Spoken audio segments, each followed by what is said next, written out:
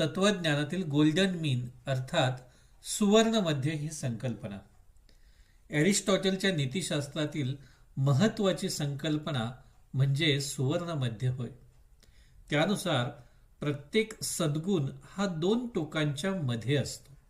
उदाहरणार्थ, धैर्य हा गुण आहे, परंतु अतिधाडस हा दोष, आणि भीतीमुळे पळ काढणे हा देखील दोष होय.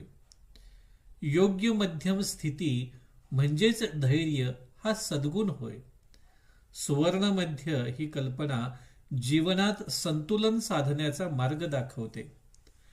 नैतिक जीवन म्हणजेच अतिरेक टाळून समतोल साधने असते. आधुनिक मानसशास्त्र व नीतिशास्त्रात देखील ही कल्पना उपयुक्त ठरते.